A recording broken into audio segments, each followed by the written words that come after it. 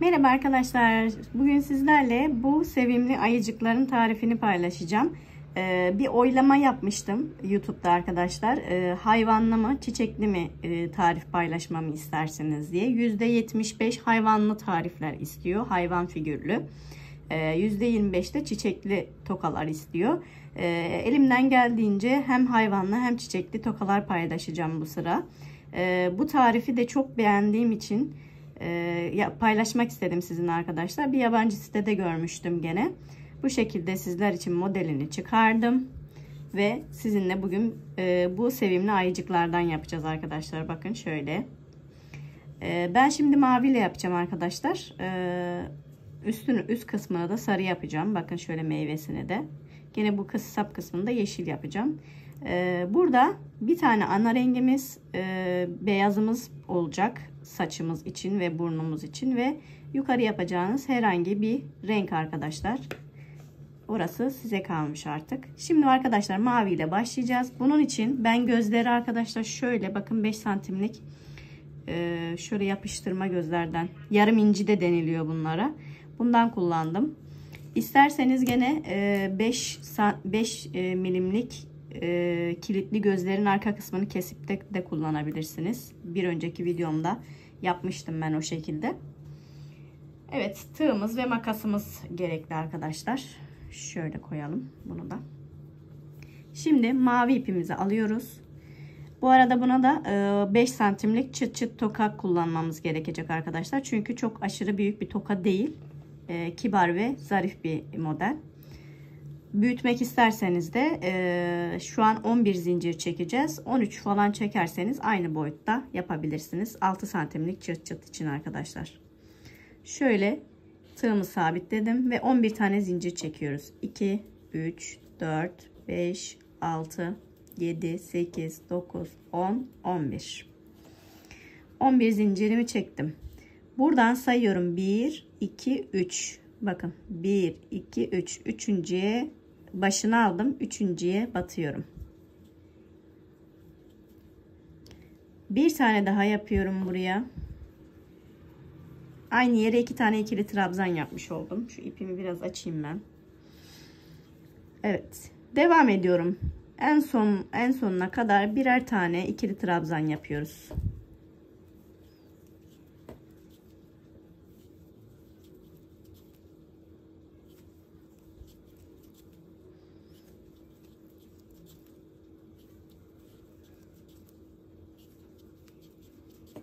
Evet, en sonuncuya geldim bakın arkadaşlar. Bu sabitleme zincirimiz zaten, onu saymıyoruz. Buraya aynı yere 6 tane ikili trabzan yapıp dönüşümüzü sağlıyoruz arkadaşlar.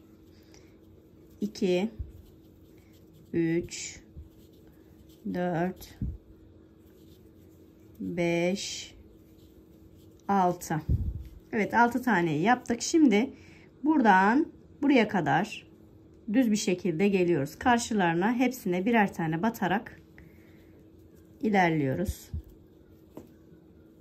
Şu ipimizi de içerisinde gizleyerek yürütelim.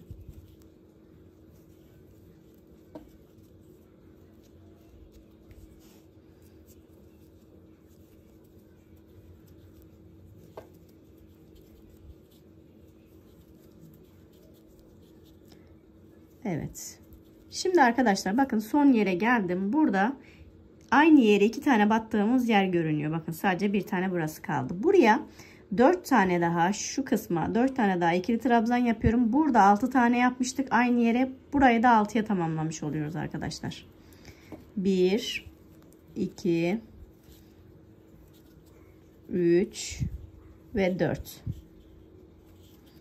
Şimdi ilk yaptığım ikili trabzanın tepesine batıp kaydırma yapıyorum ve bir zincir çekiyorum. Şöyle bir görüntümüz oluyor, oval. Şimdi 2 zincir çekiyorum. Aynı kaydırma yaptığım, yani şu 2 tane aynı yere battığımız trabzanın ilkinin tepesine batarak aynı yere 2 tane ikili trabzan yapıyorum. Yan tarafa geçiyorum.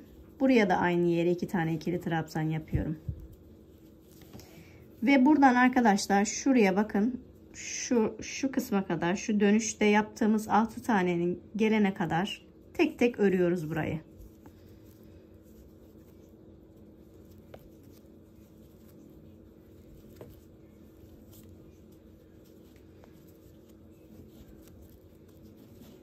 Hepsine bir tane ikili trabzan yapıyorum. Evet, şimdi dönüş yerine geldik arkadaşlar. Burada her birinin tepesine çift yapıyoruz arkadaşlar. Dönüşte kasmaması lazım. O yüzden her birinin tepesine ikişer tane batıyorum arkadaşlar.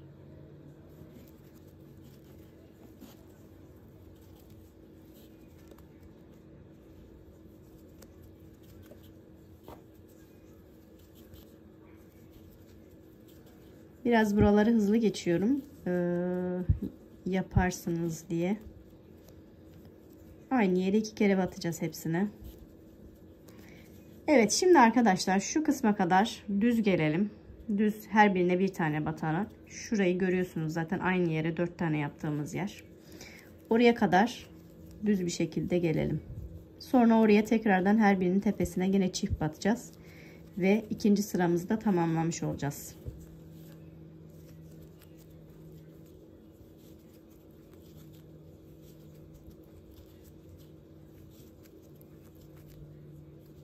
Evet, geldim bakın oraya. Her birinin tepesine çift batıyorum.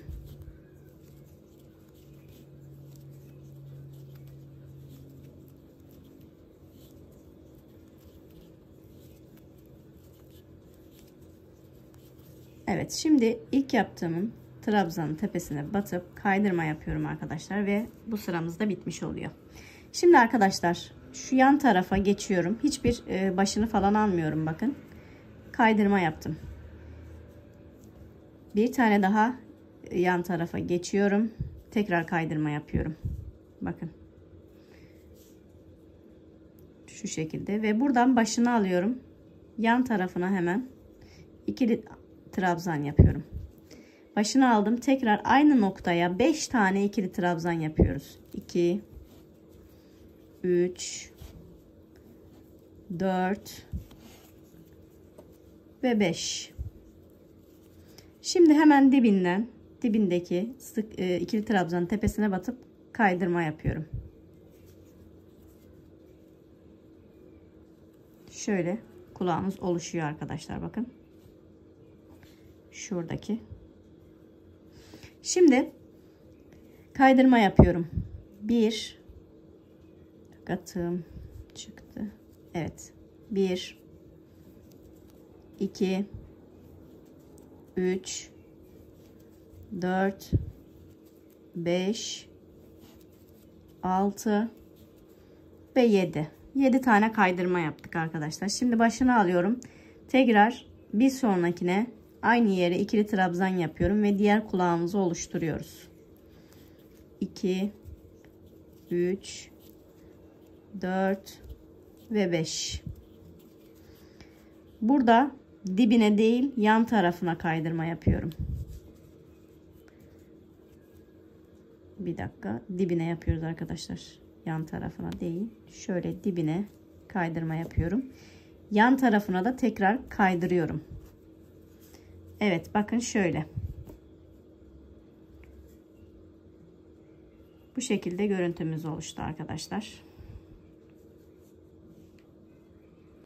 Şimdi ipimizi kesiyoruz arkadaşlar burada. Ve bu ipimizi arkaya alıyoruz. Ve mavi iple işimiz bitmiş oluyor. Ve şimdi şuradaki saçımızı yapacağız. Beyaz ipimizi alalım.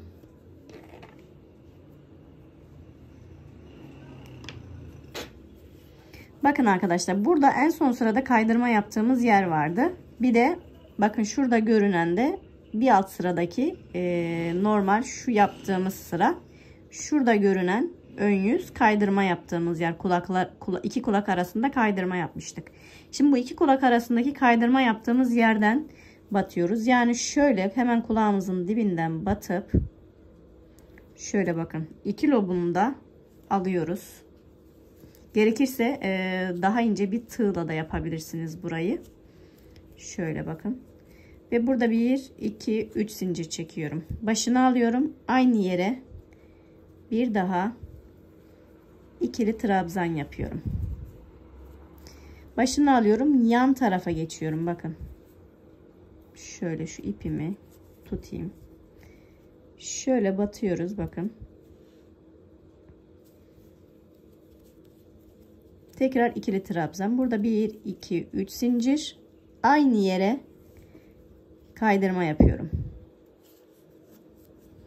Ve yan tarafa geçiyorum.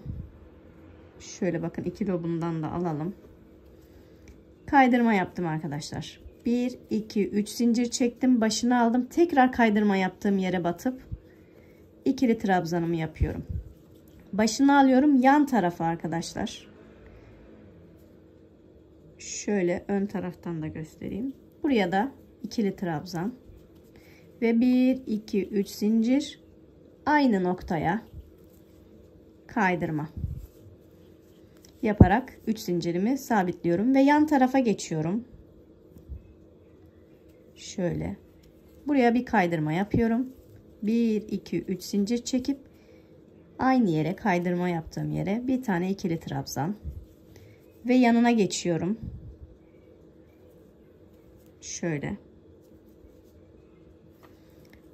buraya da bir ikili trabzan yapıyorum. 1 2 3 zincir çekip ve kulağımın en sonda, bakın en son bir yeri kalıyor. Buraya da kaydırma yapıp bir zincirimi çekiyorum ve ipimi kesiyorum. Şimdi bu ipimizi şuradan batıp arka tarafa alalım. Diğer ipimizi de batıp arka tarafa alalım. Ve bu saçlarımızı indirelim. Bakın böyle şu şekilde saçlarımız oluşuyor. Şimdi beyaz ipi almışken elimize arkadaşlar burun kısmını da yapalım. Sihirli halka yapıyorum.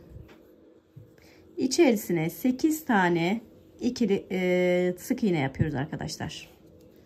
1 2 3 4 5 6 7 ve 8. Sıkılaştırıyorum sihirli halkamı. İlk yaptığımın tepesine batıyorum ve kaydırma yapıp ipimi kesiyorum. Burada zincir çekmiyorum çünkü düzgün durmasını istiyorum. Şuradan ipimi arka tarafa alıyorum. Buradan sihirli halkamızın ortasını iyice sıkıyorum. Evet, şöyle bir yuvarlak görüntümüz oluyor arkadaşlar. Şimdi siyah ipimizi alıyoruz arkadaşlar. Bu normal Alize Cotton Gold ipi ikiye ayırdım arkadaşlar. 3 telini kullanıyorum. Şuradaki burundaki siyahımızı yapacağız. Bakın bu iplerim altta kalacak şekilde şu üstten arka tarafından örgümün batıyorum. Karşıya geçiyorum. Şöyle. Aynı yerden tekrar batıp bir kere daha üstünden geçeceğim.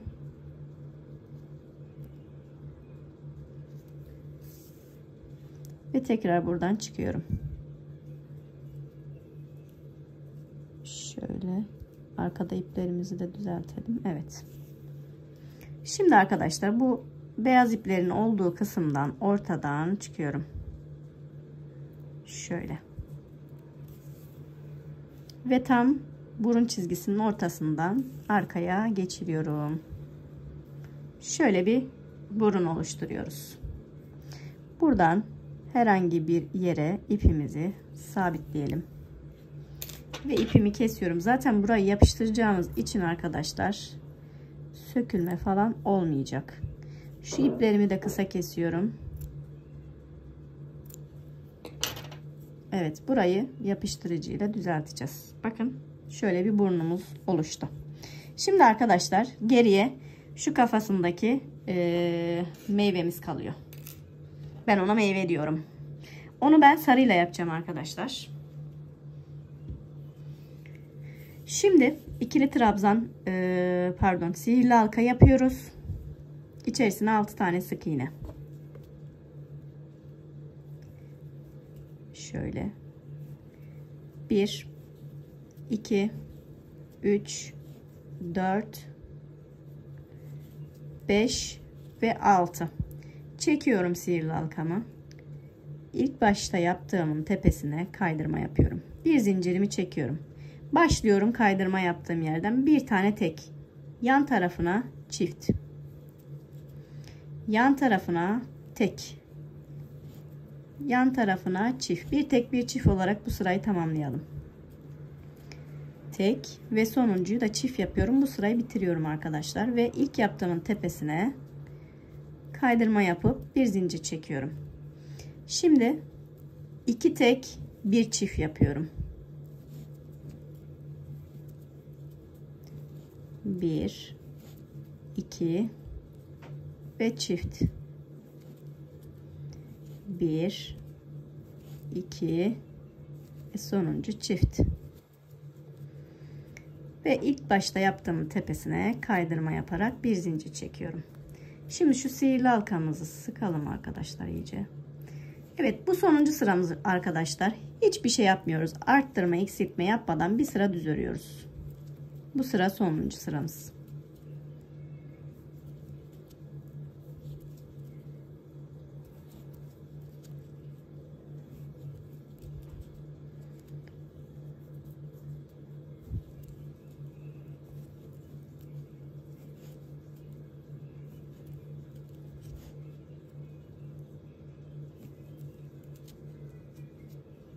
Evet, ilk yaptığımın tepesine batıyorum ve kaydırmamı yapıyorum. Şimdi burada ipimi kesiyorum. Eğer dikecekseniz arkadaşlar, şöyle bakın, ben diktim bunu, yapıştırmadım üstüne. Dikecekseniz burada ipimizi uzun bırakıyoruz. Dikmeyip yapıştıracaksanız kısa kesebilirsiniz. Ama dikmesi de çok zor değil arkadaşlar. Şöyle arkadaşlar, bakın. Bu örgümüzün düz yönü ama bunda örgümüzün ters yönünü kullanacağız. Ve şuradan bu ipimizi içe alalım.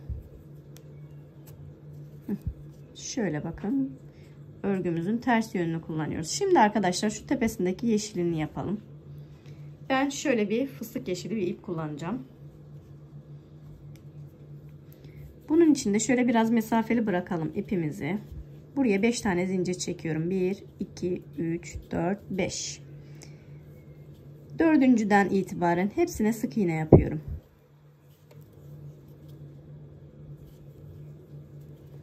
Evet, şimdi buradan da şöyle bir sabitliyorum. Ve burayı da biraz mesafeli kesiyorum. Bağlayacağım çünkü alttan arkadaşlar. Şimdi şu iğnemden siyah ipimi çıkartıyorum. Bakın, örgümün tam ortadan iğnemi geçirdim. Şöyle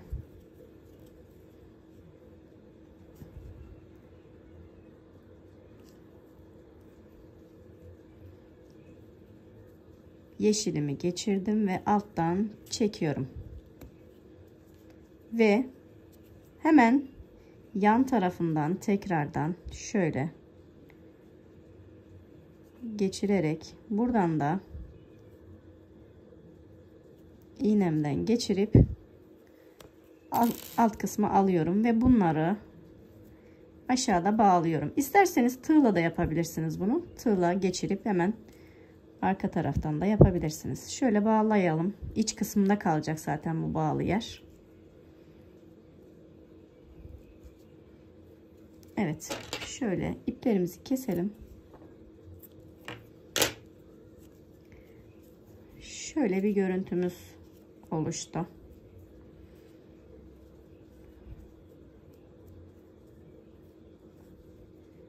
Şimdi bunu ne tarafa yapacağımız önemli arkadaşlar.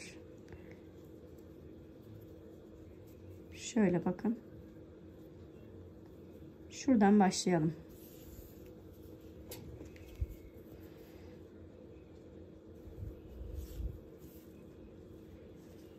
Şunu arkadan bir kere şöyle düz yapıyorum arkadaşlar.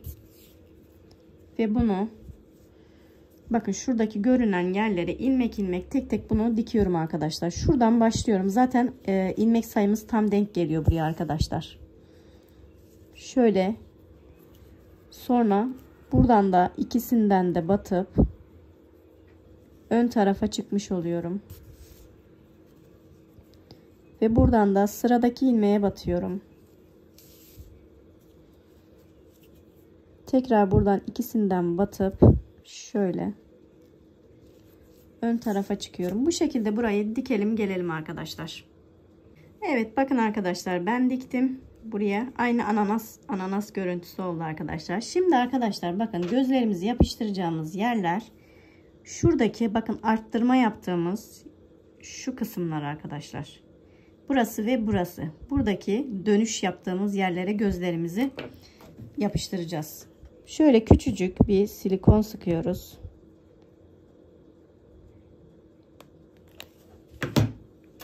Bu biraz fazla oldu. Bunu biraz alalım. Evet, şöyle makasla alıyorum. Ve gözümü şöyle yapıştırıyorum arkadaşlar. Bakın, birincisi buraya. İkincisini de şu şekilde yapıştırıyoruz. Şöyle temizleyelim silikonlarımızı. Evet. Gözümüz bu şekilde. Şimdi burnumuzu yapıştıracağız. Şöyle, silikon da iyice ısınmış.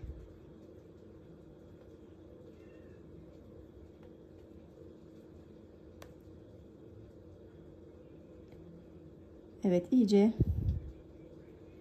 iplerimi açılmasın diye de sabitliyorum.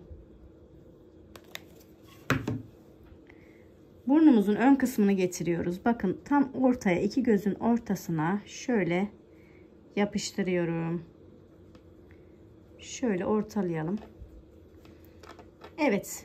Arkasına da keçemizle çıt çıt tokamızı yapıştırıp arkasından da dikersek bu şekilde sizin de tatlış tatlış ayıcıklı tokalarınız olur arkadaşlar. Beni izlediğiniz için çok teşekkür ederim. Kanalıma abone olmayı unutmayın. Bir sonraki videolarımdan haberdar olmak için zil tuşuna basmayı unutmayın arkadaşlar. Sormak istedikleriniz varsa, anlamadığınız bir yer varsa yorumlarda yazabilirsiniz. Sipariş vermek isterseniz açıklama kısmına Instagram sayfamı yazacağım arkadaşlar. Oradan da sipariş verebilirsiniz. Hepinize kolay gelsin.